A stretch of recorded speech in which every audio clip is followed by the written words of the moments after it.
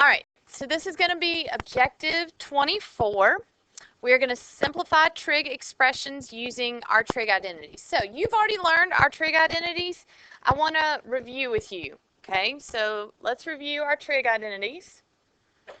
Okay, you may want to, because you're going to want to flip back to this, and sure, you can use your sheet if they're on there. Make sure that they're all on there. Okay, for example, we've already learned that what's the relationship of cosecant and sine? They're reciprocals of each other. So we know sine is equal to 1 over the cosecant of x. We also know that the cosecant of x is equal to 1 over the sine of x. Okay? The name of the game that we are playing today, it's kind of like a game. It's a puzzle, and there is a knack to it. Does that make sense? There's a trick to it. Basically, you're going to take anything that is not in the form of sine or cosine, and you're going to try to change it into sine and cosine, into terms of sine and cosine. Okay? So, like if you see a cosecant today, we are going to change cosecant of x into 1 over sine. We're going to change it into terms of sine. Okay? We know that secant of x and cosine of x are reciprocals of each other, so the secant of x is equal to 1 over the cosine. Okay?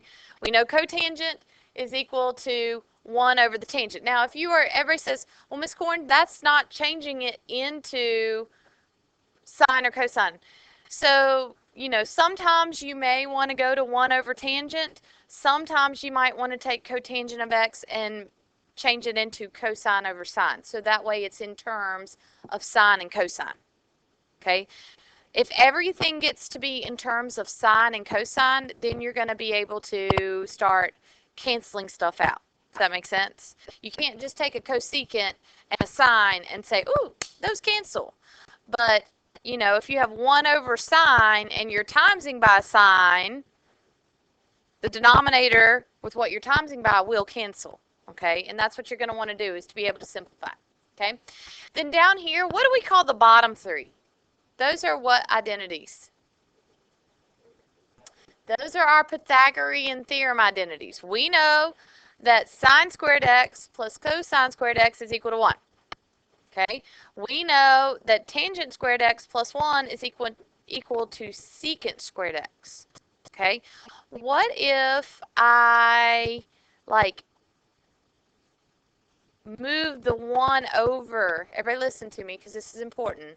Because you may have to, rearrange this a little bit. Like, what if I moved the 1 over and made it secant squared x minus 1? What is that equal to? Tangent squared x. Does that make sense? So sometimes you might see tangent squared x plus 1, and that's equal to secant squared x. Or you can rearrange it a little bit to equal other parts. Like if you moved the 1 over and made it secant squared x minus 1, then that's equal to tangent squared x. Okay? Also notice too, if you just have sine of x plus cosine of x, that is not equal to 1. What do these have to have? They have to be squared. Does everybody understand that? It's got to be sine squared x plus cosine squared x, and that is equal to 1 when you add them. Okay? Any questions about this? And we've already learned these, but what we're going to do is we're just going to basically, if we know this is equal to this, we're going to substitute it in and start changing it a little bit so that we can simplify. So, are we ready? Everybody got this down?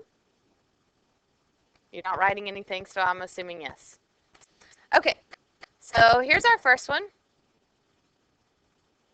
I want you to simplify cosine of t plus tangent of t times the sine of t. Okay? So basically, here is the name of the game. Anything that is not in terms of sine or cosine, we want to change and make it in terms of sine or cosine. So what could we change and change it so that it's in terms of using sine and cosine? We can change tangent. Okay? So I'm going to leave this cosine of t. What could I change tangent into? sine of t over cosine of t times the sine of t. Okay, so now everything is in terms of sine and cosine.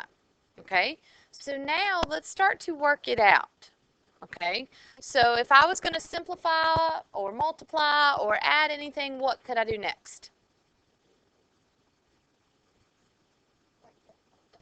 You could multiply this together, could you not? Okay, and that's like over 1, so this would be cosine of t plus what? What's sine of t times sine of t? Sine squared of t over cosine of t. Okay? Could we try to add them together? Sure, if we found what? Common denominators. Okay. So going back to our Algebra 2 skills, what's our common denominator? Cosine of t, right? So when I taught you this, we talked about drawing blanks, right? So we know we want to make this cosine of t. Okay, so what do we want to times this one by? 1. It's already got it, so this is just going to say sine squared of t. Okay, what am I going to times this one by?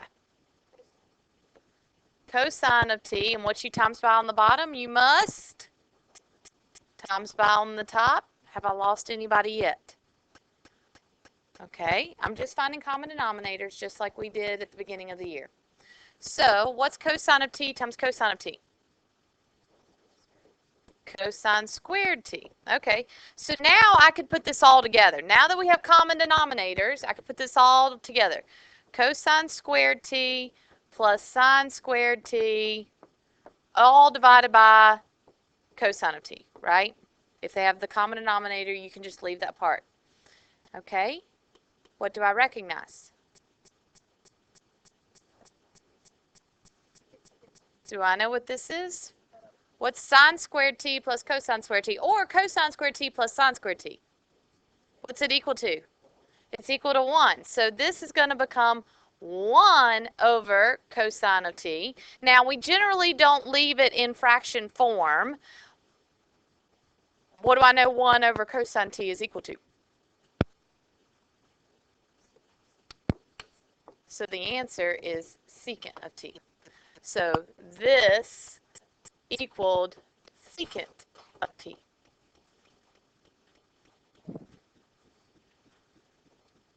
How do we do so far? So let me just recap what I did, okay? Let me recap what I did so you understand what we're doing. Step 1, if you have something, if they give you some other trig function that's either not sine or not cosine, you're going to try to change it into something that is sine or cosine. Do you understand that? Okay? And then from there, I just start working it out, meaning I looked at this and said, okay, like, what could we do with this? Okay, I could multiply this together, so I did that.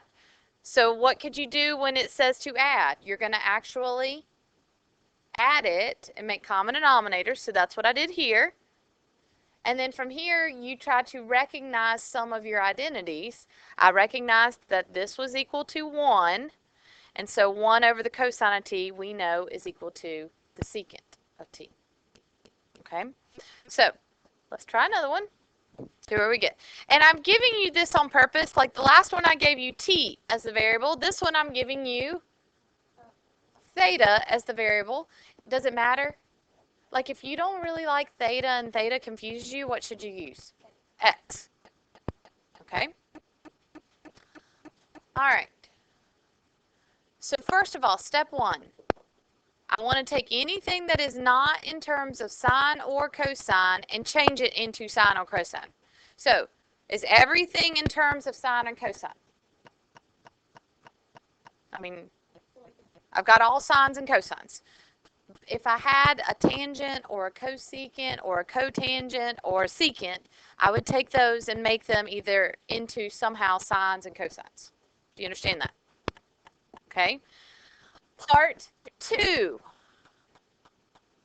Let's start working it out. What is it telling us to do? add. So I want you to take a minute, and I want you to try to find, in order to add fractions, you need common denominators. So I want you to take a minute and try to find common denominators with those. Draw your blanks, see what you can come up with. Okay? All right, so follow along. I'm going to draw my blanks. Okay? We know our common denominator is cosine of theta times 1 plus sine of theta. Okay?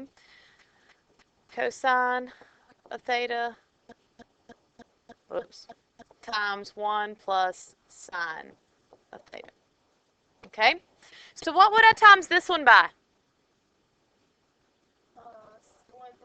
I've got the cosine of theta. Everybody understand that? I need the 1 plus sine of theta. Okay? So how am I going to times these two together? I'm going to distribute.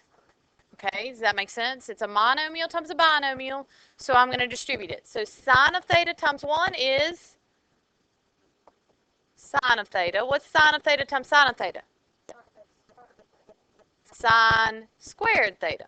So far, so good? Okay, what am I going to times the second one by? Cosine of theta. So when I times these two together, what will I get? Cosine squared theta. Okay, so now that they have common denominators, you can A, combine like terms, and just put it all over the same denominator. So this is going to be sine of theta plus sine squared theta plus cosine squared theta, all divided by cosine of theta times 1 plus the sine of theta. Okay, and I would not work out the denominator. I would leave generally we leave the denominator in like factor form. Okay, so that we have added them together, let's start simplifying. What do we know? We know that all of this is equal to what? So this is going to become sine of theta plus 1 over cosine of theta times 1 plus sine of theta. Now what do you think? Can these two cancel out? Yeah, because it doesn't matter if it's sine of theta plus 1 or 1 plus sine of theta. It's the same thing, right? So these could cancel out, so it's 1 over cosine of theta, which we know is equal to secant of theta. And that was just a quinky dink that they both came out to be secant of theta. Like example 1, example 2. That was the quinky dink. Yes, ma'am. Okay, like what would happen is like this is 1 plus sine of theta. What if it did cancel out with the top? Would you guys distribute that? All right, so let's take a look at this one. Each example I have done, I'm trying to do something different to do with it. Like example 1s and example 2s. First of all, example 1, we had something that we needed to change into sine or cosine.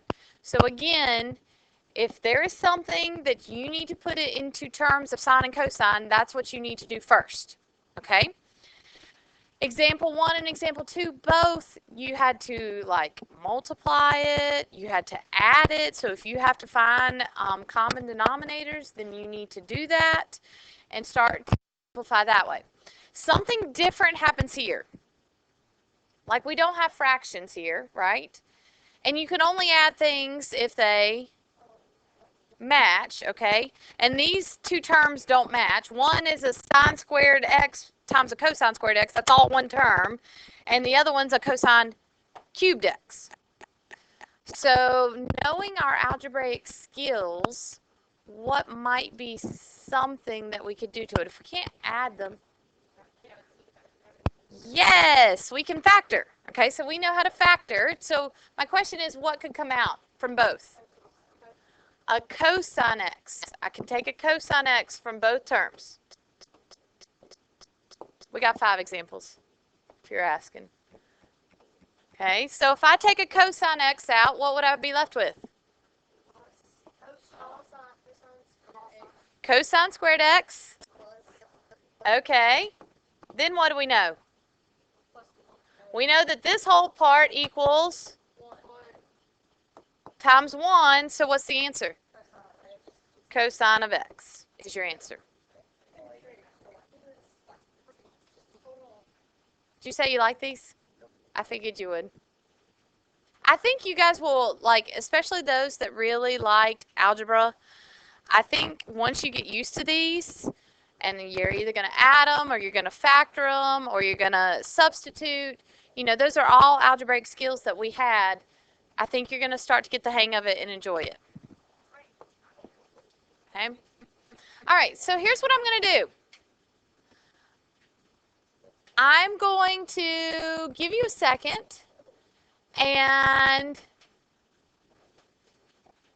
let you mull this over and try to play with it a little bit. The only way you're going to get good at a puzzle is to do what? Try it. Try it. Try it, make a mistake. That's fine. Okay? So I'll give you a couple minutes. All right. So, first of all, you have to keep your eyes peeled for any identities that you know, like your Pythagorean identities.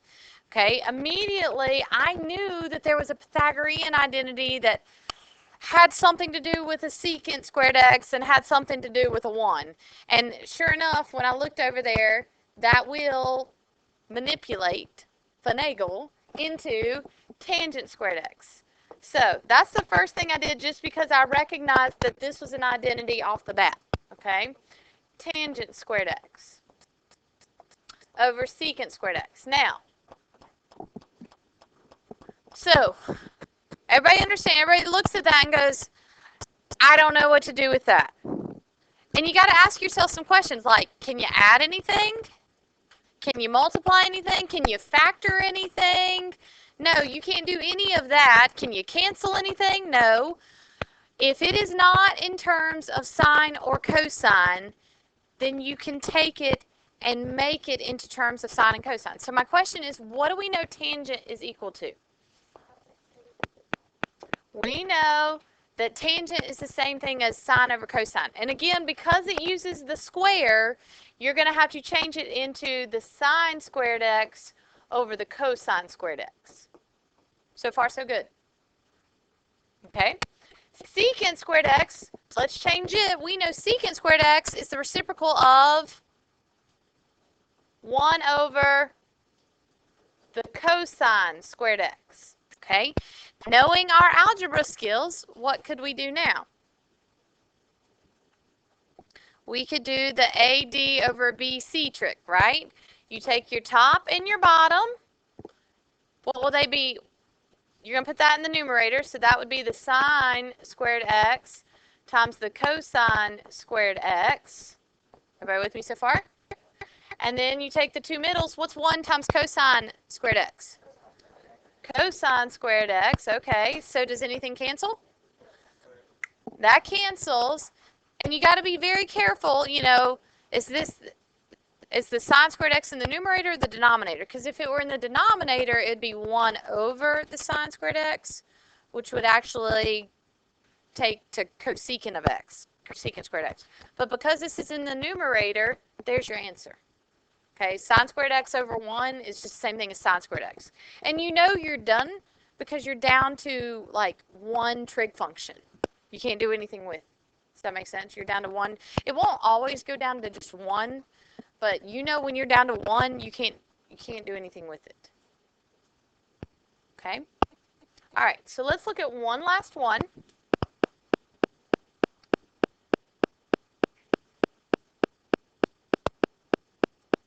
Now, do we recognize off the bat that these are going to be some Pythagorean identities? Like 1 plus the cosecant of x. Is that?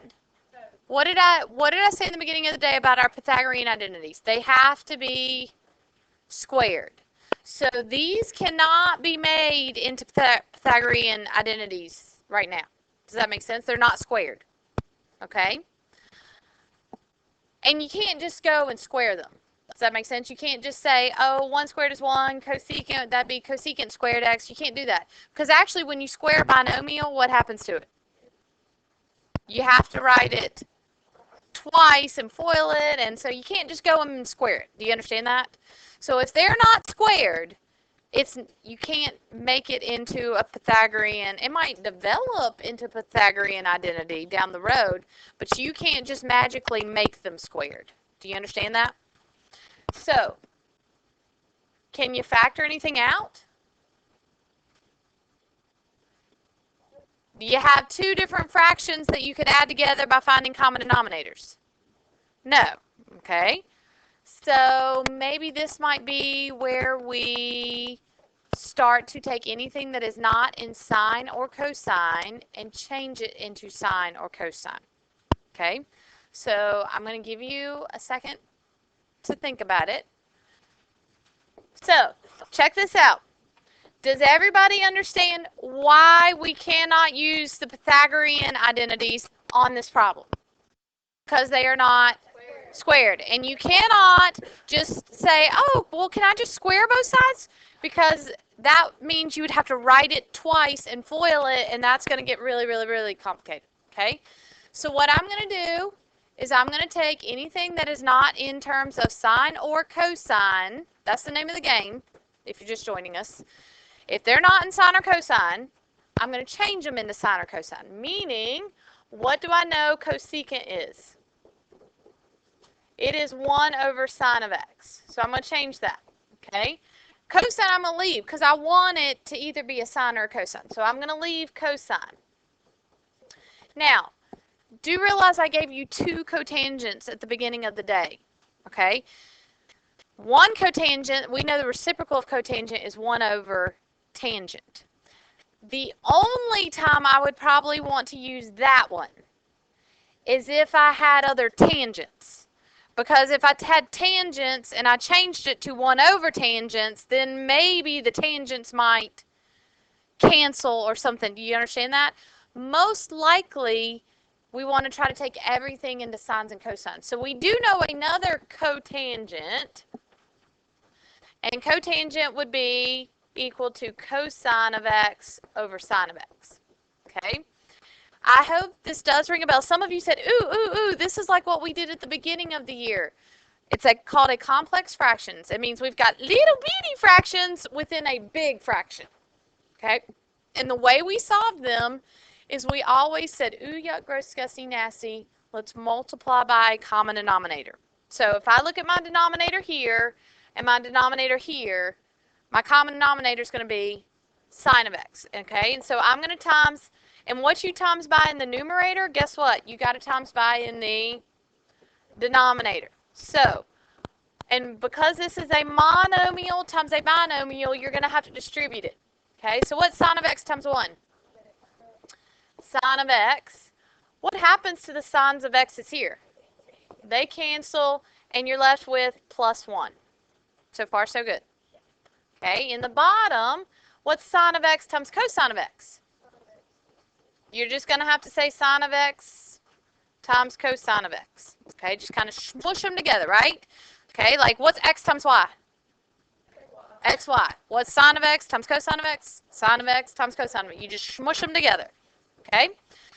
What happens to the sine of x's here? They cancel, and you're left with cosine of x. Now, a lot of you, most everybody, how many were able to get to that far with you? Okay, most everybody was able to get that far with it. And then they said, I don't know what to do with it now. Okay? You've got to look and say, you know, can you add anything? Can you multiply anything? Can you factor anything? And that's where I'm headed with it is, what could factor? You could factor a cosine of x out of the bottom, like a GCF. Okay? So this is going to become cosine of x times sine of x plus 1. Okay, what do we now know? Those can cancel, and you get 1 over the cosine of x, and you generally don't leave it in fraction form if possible. And so that's equal to the secant of x. Okay? Any questions about that? All right, so here's what I would like you to do. We're going to start slow.